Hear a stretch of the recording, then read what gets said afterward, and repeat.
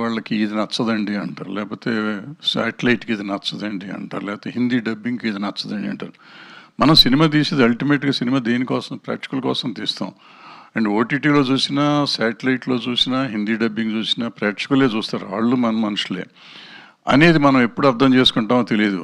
మనం మార్కెట్ చేసుకుంటాం కోసం ఇవన్నీ చేస్తున్నాయి. వాళ్ళు చిన్న సినిమాలకు ఎందుకు ఇబ్బంది పడుతున్నాం, ఈవెన్ పెద్ద సినిమాలకు కూడా వాళ్ళ సినిమా వాళ్ళు తీయలేరు, వాళ్ళు ఒక రోజులో సినిమా తీయలేరు. ఇప్పుడు ఏ సినిమా అయినా 6 నెలల్లో మనం చేయొచ్చు యాక్చువల్గా, కానీ 3 ఏళ్ళు 4 ఏళ్ళు జరుగుతున్నాయి. అది ప్రొడ్యూసర్లు తప్ప, హీరోలు తప్ప, డైరెక్టర్లు తప్ప అంటే తెలీదు, జరుగుతూనే ఉంటున్నాయి. అండ్ కంప్లీట్ చేసినాక రిలీజ్ చేయటం ఎవరి చేతుల్లోనూ ఉండలేదు. ఒక రకంగా చిన్న సినిమాలకు ఈ మార్కెట్ అవ్వాలనుకుంటాం, పెద్ద సినిమాలకు కూడా వాళ్ళు డిక్టేట్ చేస్తారు డేట్స్ అని చెప్తున్నారు ఈ మధ్యకాలంలో. సో ఇవన్నీ జరగాలంటే ముందు మనం సినిమాని నమ్మాలి, సినిమాని నమ్మే తీయాలి. అండ్ ఈ సినిమా వదలాకి వచ్చేటప్పటికి 50 ఏళ్ళ నుంచి నేను ఇండస్ట్రీని వదలకుండా ఇట్లా తిరుగుతున్నాను. నన్ను ఇండస్ట్రీ వదలట్లేదేమో తెలీదు. జగపతి బాబు కూడా దగ్గర దగ్గర 40 ఏళ్ళు అయినట్టుంది, ఆయన కూడా వదలకుండా ఇక్కడే ఉన్నాడు. సో ఇక్కడ మేమందరం వదలకుండాను.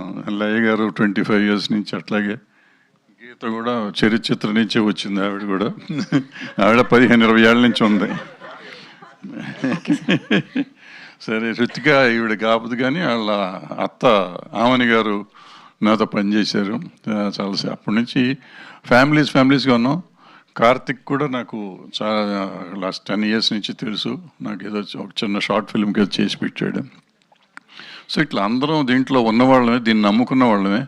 సో నేను అనేది ఏంటంటే, ఇప్పుడు మనం సినిమాని నమ్ముకోవాలి, సినిమాలో ఉన్న ప్రేక్షకులు నమ్ముకోవాలి తప్ప ఈ మధ్యలో ఇవన్నీ వస్తాయి. శాటిలైట్ మధ్యలో వచ్చింది, శాటిలైట్ వచ్చినాక ఓటీటీ వచ్చింది, ఓటీటీ వచ్చినాక హిందీ డబ్బింగ్ వచ్చింది.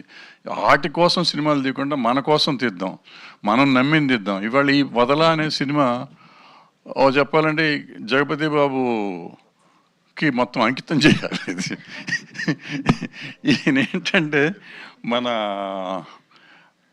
రితిక అంటే ఆ క్యారెక్టర్, సినిమాలో క్యారెక్టర్ అముద క్యారెక్టరు, ఆవిడ అబ్సెషన్తో వీళ్ళ ఫ్యామిలీని అంతా ఇబ్బంది పెడుతుంది. ఈయన ఈ సినిమా మీద అబ్సెషన్తో ఇప్పుడు దాకా ఇంకా పడతానే ఉన్నాడు. ఓ హీరో ఆ సినిమాకి యాక్ట్ చేసినాక అబ్బా అయిపోయింది, ఈ సినిమా అయిపోయింది, చాలా నాకని పోతారు. ఈయన వాడు వదలడు నన్ను, పైగా ఫోన్ చేసి అంటే నేను మిమ్మల్ని వదలండి అంటాడు. ఇది ఎక్కడ గొడవయ్యా బాబు, నన్ను వదిలేవయ్యా, సినిమా అయిపోయింది కదా, ఏమన్నా డబ్బులు లేదా ఇస్తారంటే డబ్బులు అయిపోయినాయి అండి, వద్దండి, ఇది ఇట్లా చేద్దామండి అండి. సో అంటే అంత అబ్సెషన్ సినిమాకి, ఈ సినిమా ఇంత బాగా రావాలి, ఇంకా ఆడాలి, ఇంకా ఆడాలని. నిన్నట్టు కూడా ఆయన కూర్చొని ఎడిటింగ్ రూమ్లోనే కూర్చున్నాడు. సో ఒక్కోసారి చిరాకేస్తుంది, ఒక్కోసారి ఇంత ప్రేమిస్తున్నాడు ఈ సినిమాని అనేది ఉంటుంది. తను ఆ కథ రోజు నుంచి రిలీజ్ రోజు వరకు తపన, తాపత్రయం.